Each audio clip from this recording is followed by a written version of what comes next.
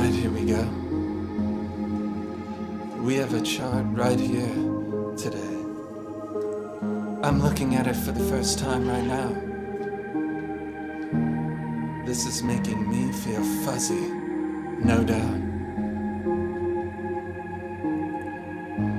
Well, this chart, you know who you are because you submitted it. And you put your faith in Tollzar to tell you something that's going to actually help you in your life. This chart belongs to Liz. And Liz, I gotta tell you this. The first thing that strikes me about this chart is the opposition of the moon and sun. Right there.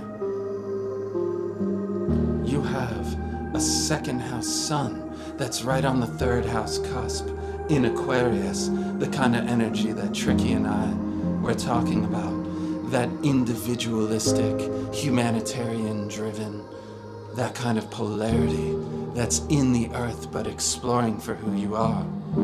And I see here you have Saturn conjunct your sun, only Saturn is in the third house. Saturn is also conjunct your Mercury. That can be a hesitation to communicate, if I've ever seen it. Your sense of vitality at times may feel as though you need to be more serious than you want to be. But Liz, I'll tell you this, that's also a ticket to mastery. You can master your mind in this lifetime. Saturn conjunct Mercury and the sun. If you listen to the gravity that seems to be holding you down, if you listen to its story, what it's trying to tell you, the seriousness at times, the serious thoughts, and you begin to structure those in a way that work for you, you will come into a massive amount of power and ability with the way that you communicate. And it might, unfortunately, come later on in life and not in the early times. And then I look at that moon in Leo, in the 8th house opposite. And there's a lot of emotion there. There's a lot there, Liz, that can pull you out of this dynamic of gravity in something of a performance, a transformative performance.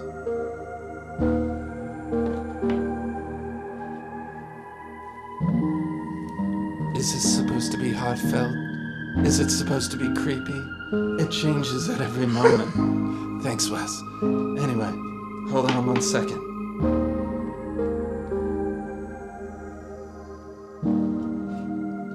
As we move on, Liz, if you think you can escape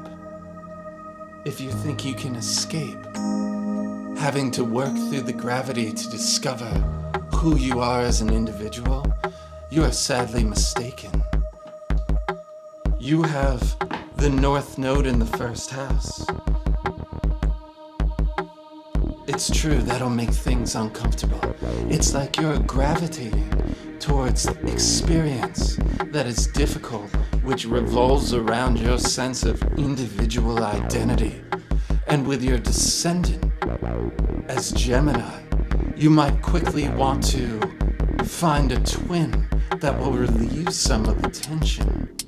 But I can tell you, the expansiveness, understanding who you are as an individual, and fighting through any of that gravity into optimism, into a sense of faith in who you are, is part of this lifetime. With Pluto in Scorpio in the 12th house, we're also looking at very deep, very powerful and transformative unconscious thoughts. So maybe we link this to the eventual mastery of your thoughts and mind. Liz, you need to pay attention to your dreams, but don't let your dreams control you.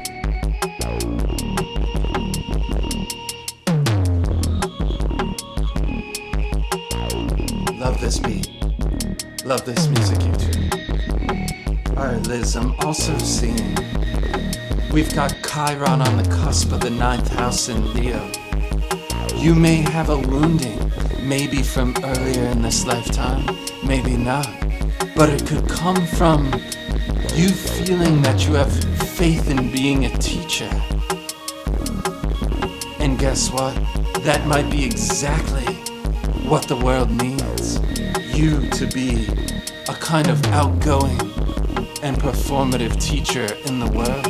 Heck, you might even be teaching in the way that you're performing and expressing yourself from the center outward.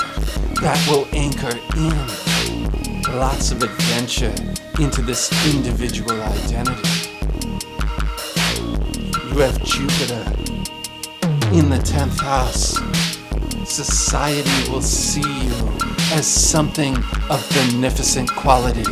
You have all the room for good fortune, faith, and expansion when it comes to who you are in society with your profession and how you bear fruit. I think here, the structure is down there. The structure is on the table, Liz. Your thought process may start out like molasses, but then flow mellifluously into something that is solid. Your mind is your best tool, but point it in the direction of having faith in yourself, of opening up optimism in greater understanding. Your emotions can come out incredibly strong at times, and that's tied in to your moon being opposite your sun.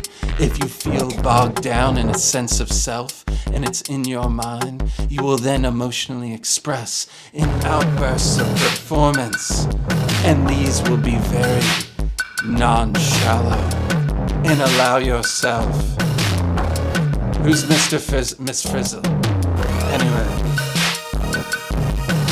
Allow yourself to heal yourself with your own performances.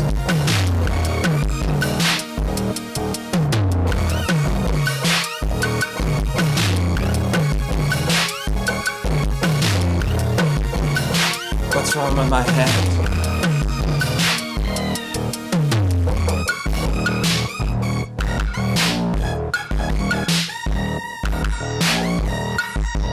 Alright, Liz, you can do this.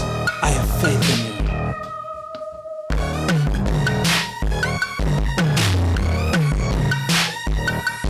See, I don't care what people think when I'm performing. It's a release of all the gravity I feel in my mind.